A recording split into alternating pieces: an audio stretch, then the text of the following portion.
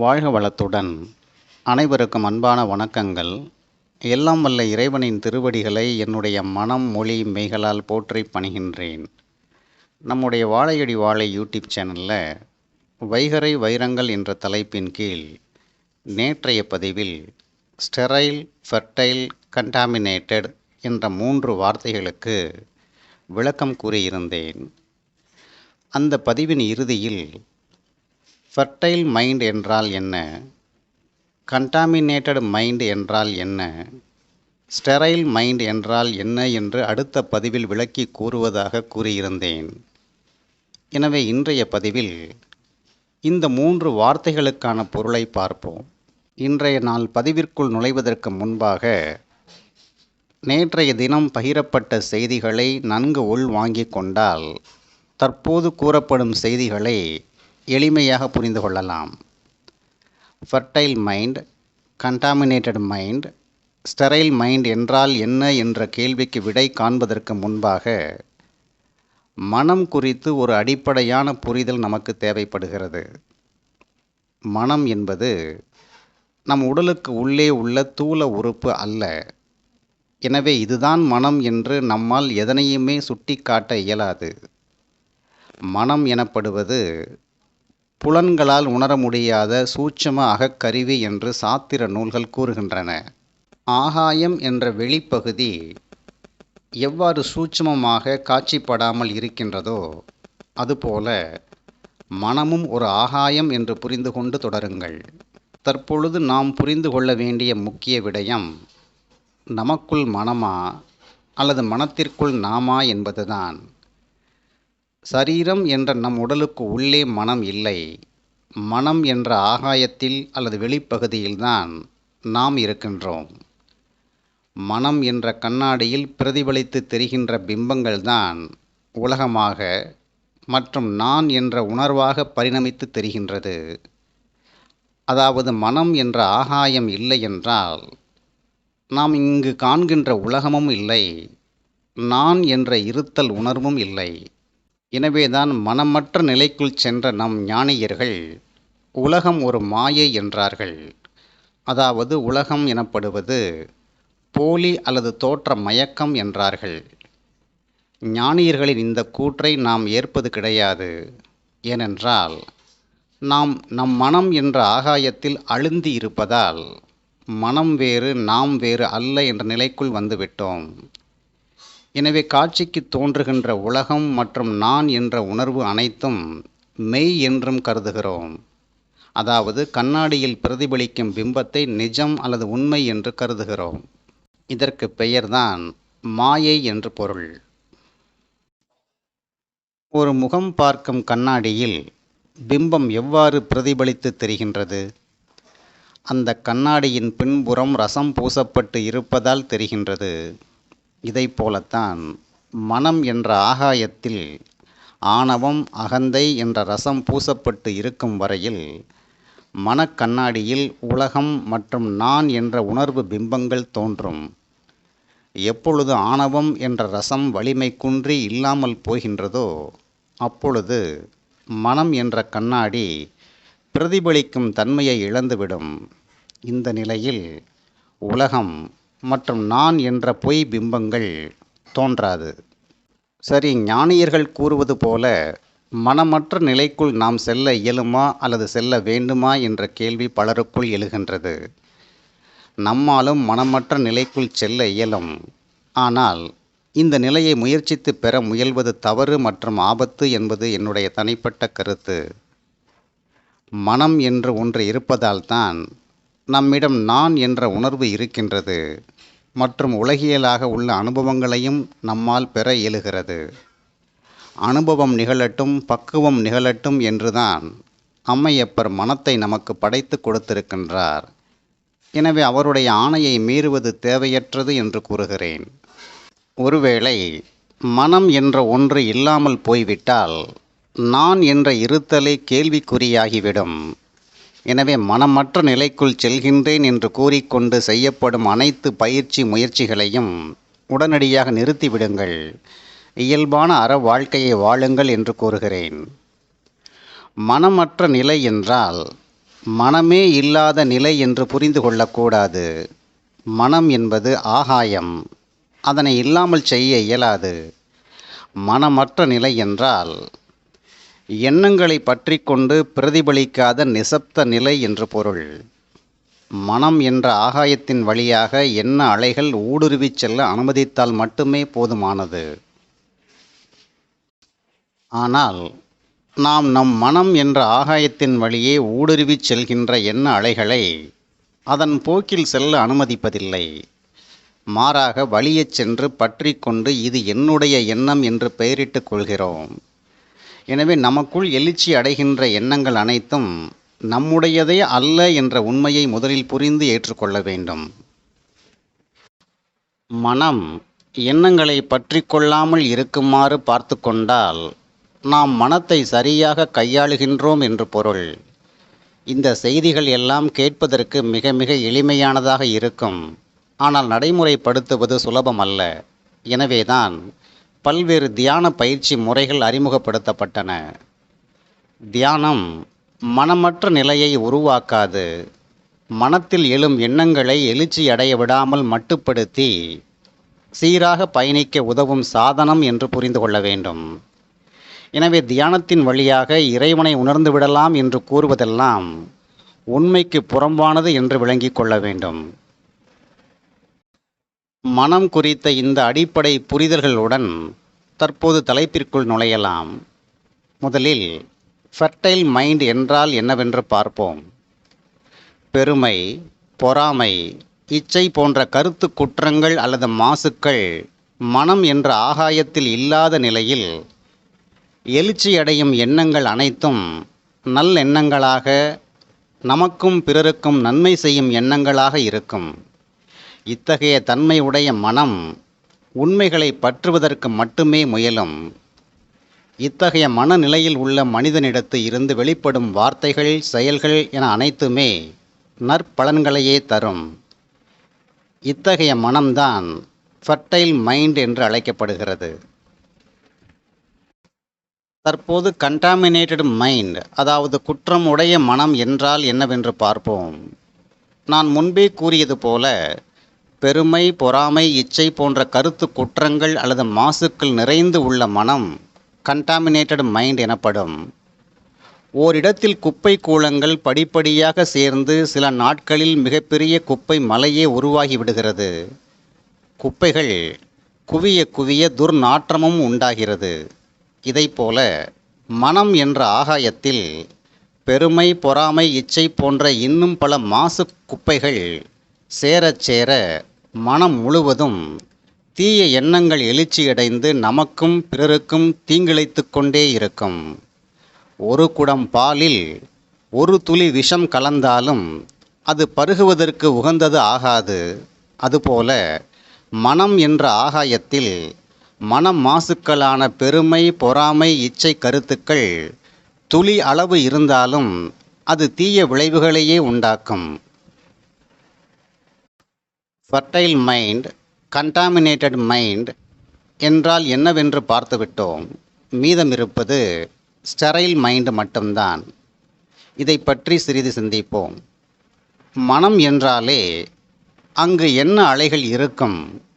மனம் என்ற ஆகாயத்தில் எண்ணங்கள் துளியும் இல்லாமல் வெறுமையாக இருந்தால் அது ஸ்டெரைல் மைண்ட் எனப்படும்.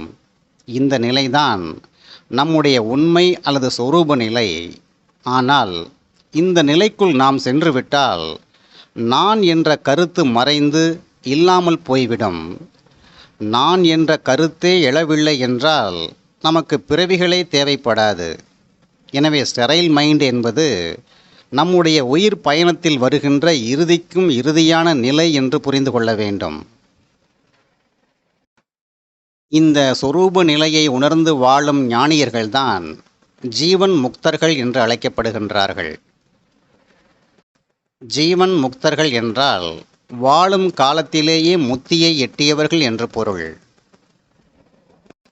Fertile mind, contaminated mind, sterile mind என்ற மூவகை மனத்தில் நாம் எந்த ரகம்? நம்மிடம் ஃபெர்டைல் மைண்டும் இல்லை, ஸ்டெரைல் மைண்டும் இல்லை. நம்முடைய மனம் கண்டாமினேட்டட் மைண்டாக இருக்கின்றது. கண்டாமினேட்டட் லேண்டை எப்படி சுத்தம் செய்து பராமரித்து மேம்படுத்தி விளைநிலமாக, அதாவது ஃபெர்டைல் லேண்டாக மாற்றி விளைச்சலை பெறுகின்றோமோ, அதுபோல கண்டாமினேட்டட் மைண்டை சுத்தம் செய்து, அதாவது பெருமை பொறாமை இச்சைகளை தணித்து ஃபெர்டைல் மைண்டாக மாற்ற வேண்டும். இதை சாதிப்பதற்கு உரிய சாதனம்தான் இறை வழிபாடு மற்றும் தியானம் என்று புரிந்து கொள்ள வேண்டும். எனவே இறை வழிபாடு அல்லது தியானம் என்பது நாம் நம்முடைய தேவைகளை நிறைவேற்றிக் கொள்வதற்கானது அல்ல என்று புரிந்து கொண்டு வழிபாடு செய்யப்பட வேண்டும் என்று கூறுகிறேன். நம்முடைய கண்டாமினேட்டட் மைண்டை ஃபெர்டைல் மைண்டாக மாற்றுவதற்கு பல கோடி பிறவிகள் தேவைப்படுகிறது. இதன் பிறகுதான் ஞானியர்கள் கூறுகின்ற ஸ்டெரைல் மைண்ட் என்ற நிலையை நம்மால் அடைய இயலும். உண்மை இவ்வாறு இருக்க, சில பல பயிற்சிகள் வழியாக இந்த பிறவியிலேயே ஜீவன் முக்தி நிலையை அடைந்து விடுவேன் என்று கூறுவது அகந்தையின் வெளிப்பாடு. ஜீவன் முக்தி என்பது நாம் முயன்று பெறுவது அல்ல, அது இயல்பாக தானே நிகழ்வது என்று புரிந்து கொள்வது முக்கியம். எனவே நம்முடைய இன்றைய அவசர மற்றும் அவசிய தேவை மனம் மாசுக்களை படிப்படியாக அகற்றுதல் மட்டும்தான். விளக்கினவற்றை ஒழித்தாலே போதும், அடுத்தடுத்த நிகழ்வுகள் தானே நிகழும். பதஞ்சலி முனிவர் அருளிய அட்டாங்க யோகத்தின் முதல் படியே இயமம்தான். அதாவது விளக்கப்பட வேண்டியவற்றை முதலில் விளக்கிக் கொள்ள வேண்டும். இதுதான் யோக பயிற்சியின் முதல் படி என்று கூறுகிறார். எனவே நாம் நம்முடைய மனதினை செம்மைப்படுத்தி சீராக இயங்கச் செய்ய வேண்டுமென்றால் விளக்க வேண்டிய நச்சு கருத்துக்களான பெருமை பொறாமை இச்சை போன்ற மன மாசுக்களை முதலில் நீக்க வேண்டும். இதை தொடர்ந்து செய்து வரும் பட்சத்தில் கண்டாமினேட்டட் மைண்ட் ஃபெர்டைல் மைண்டாக மாற்றம் பெறும். அதாவது தீய எண்ணங்கள் நிறைந்த கலை மனம் நல்லெண்ணங்கள் நிரம்பிய விளை நிலமாக மாறும். இந்த ஒரே ஒரு மாற்றத்தை கொண்டு வந்தாலே போதும், வாழ்க்கை சீரான பாதையில் பயணிக்கும்.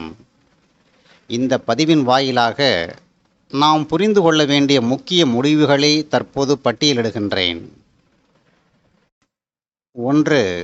நம்முடைய தற்போதைய மனம் கண்டாமினேட்டட் மைண்ட் என்ற உண்மையை முதலில் நாம் ஏற்க வேண்டும். முதலில் பிழையை ஏற்றால்தான் திருத்திக் கொள்ள வாய்ப்பே கிடைக்கும். எனவே நாம் எவ்வாறு இருக்கின்றோம் என்பதை முதலில் நாம் ஏற்க பழக வேண்டும். 2.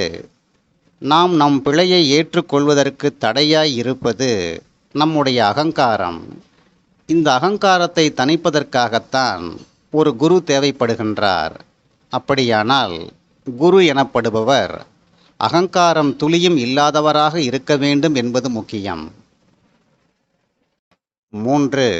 தேங்கியுள்ள குப்பைகளை அகற்றாமல் அதிலிருந்து வீசுகின்ற துர்நாற்றத்தை மறைப்பதற்கு வாசனை திரவியங்களை பயன்படுத்துவது போல நம்முடைய மனதில் உள்ள மாசுக்களை அகற்ற முனையாமல் அதனை மூடி மறைத்து நற்பண்புகளை அதன் மீது ஏற்ற முயல்வது வீணான செயல் என்று உணர வேண்டும்.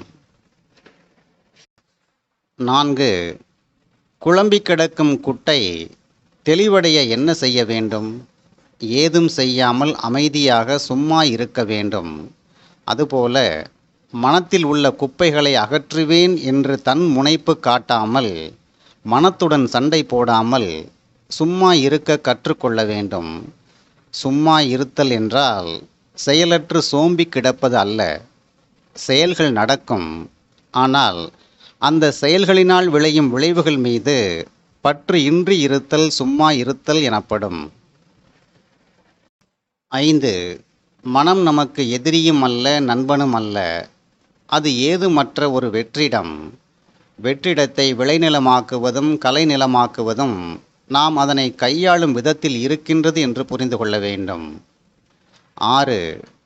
மனமற்ற நிலைக்குள் செல்ல வேண்டும், அதுதான் முத்திக்கு வழி என்று எவர் கூறினாலும் அதனை ஒருபோதும் ஏற்காதீர்கள். ஏனென்றால் அது சாத்தியமில்லாதது மட்டுமல்ல, தேவையற்றதும் கூட. 7. ஞானியர்களுக்கு மனம் இல்லை என்று கருதாதீர்கள். அவர்களுக்கும் மனம் உண்டு. நமக்கும் அவர்களுக்கும் வேறுபாடு என்னவென்றால், நாம் எழுச்சி அடைகின்ற எண்ணங்களை பற்றி கொள்கின்றோம்.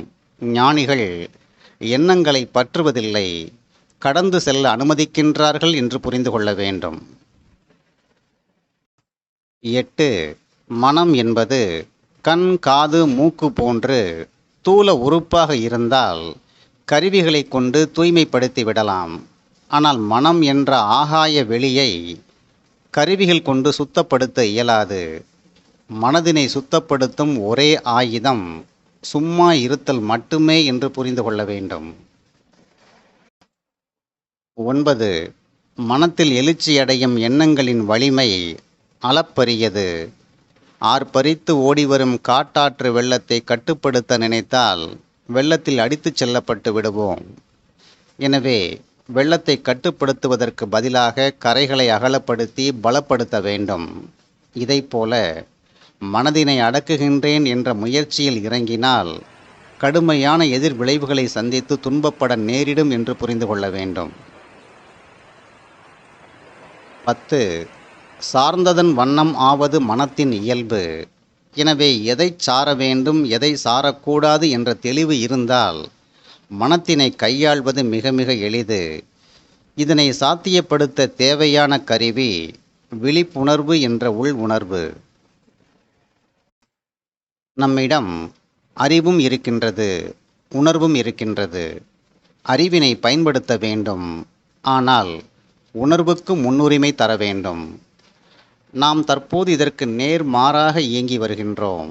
அதாவது உணர்வினை உதாசீனப்படுத்திவிட்டு அறிவினை முதன்மைப்படுத்துகின்றோம் என்பதால்தான் சரி தவறு என்ற இருமைகளுக்குள் சிக்கி தவிக்கின்றோம். இந்த பதிவில் கூறப்பட்ட விடயங்களை பொறுமையாக நிதானமாக உள்வாங்கிக் கொண்டு நம்முடைய தற்போதைய கண்டாமினேட்டட் மைண்டை ஃபெர்டைல் மைண்டாக மாற்ற விருப்பம் கொள்வோம்.